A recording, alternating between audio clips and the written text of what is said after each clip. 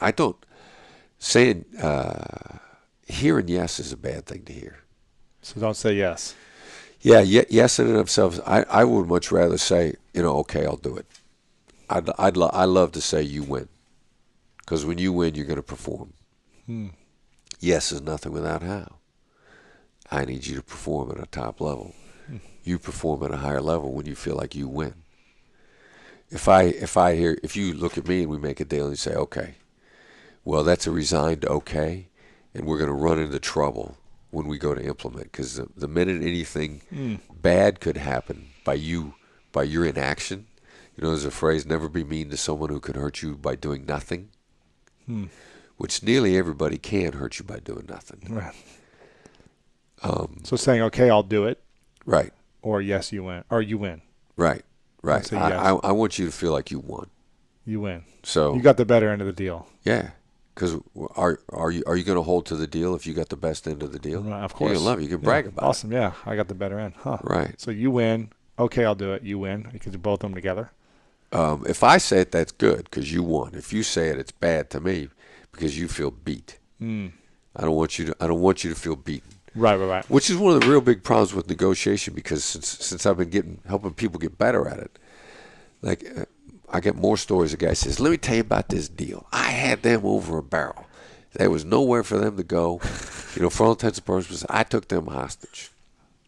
Well, I guarantee you that the person they beat was as passive aggressive as possible on the implementation of that deal. They didn't feel And good they about left it. money on the table. They didn't feel good about it. Right. Huh. Right. So always make the other person feel like they got the better end of the deal. Right? Right. They won. And yeah, they won. And it was their idea. It was their idea. I like your idea. I'll do it. Something like that. Yeah. Okay. Yeah. I mean that's really good. And so that's why usually the one word answers of yes and no, those are also frequently misunderstood too. There's three kinds of yeses. There's commitment, confirmation, and counterfeit. Huh. And most people are used to getting lured into a trap with yes. Would you like to make more money? Isn't it true this is the off season? Whatever setup yes there is. Would you like? Okay. Yeah. It's leading someplace. Yes. One of my students is on a honeymoon, and he's wanting to get an upgrade on his bungalow, and it's the off season in this resort. Now, what they typically do is they cut prices on their basic rooms, but they not don't the honeymoon suites. But not the honeymoon Right. suites. And he knows they're all vacant. Now, what he doesn't want to cut price on a regular room. He wants a honeymoon suite, and he starts out the conversation with like, isn't it true this is the off season? The general manager knows there's a trap there.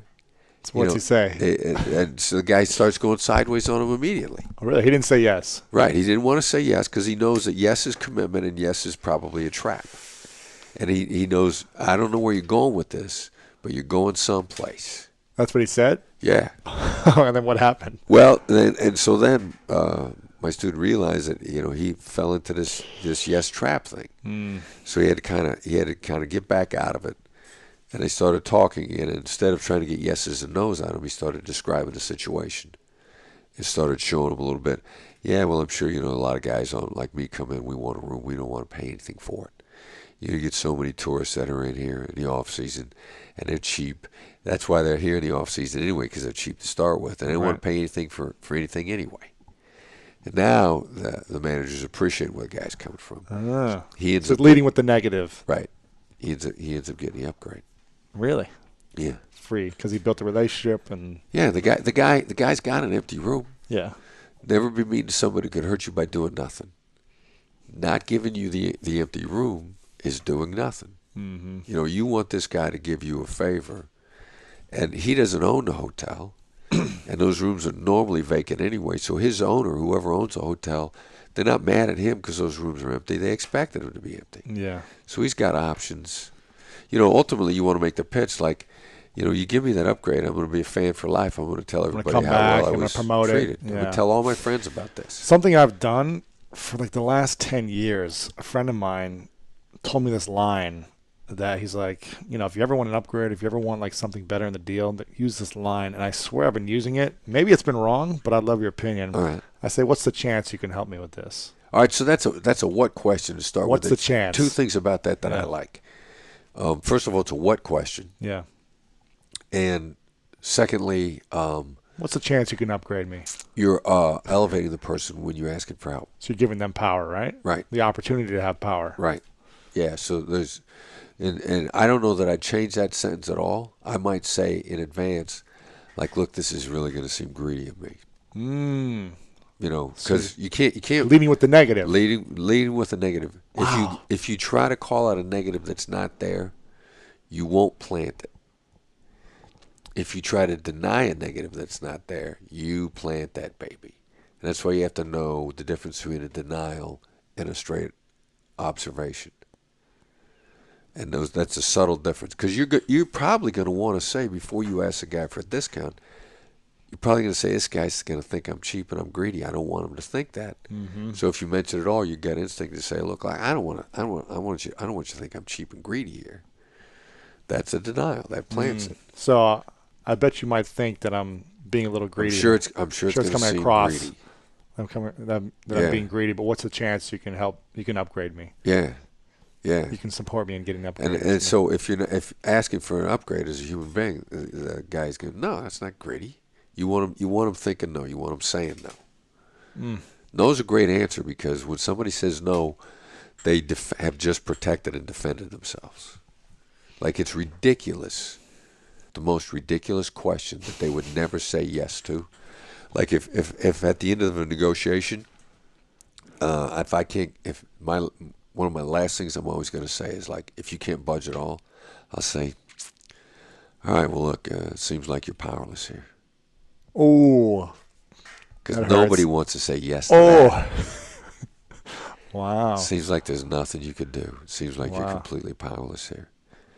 And they'll put you on hold. They'll find a way to help you. So it seems like you're powerless. If you can't help me, it sounds like you're powerless here. Right. Everyone say yes to that. Wow.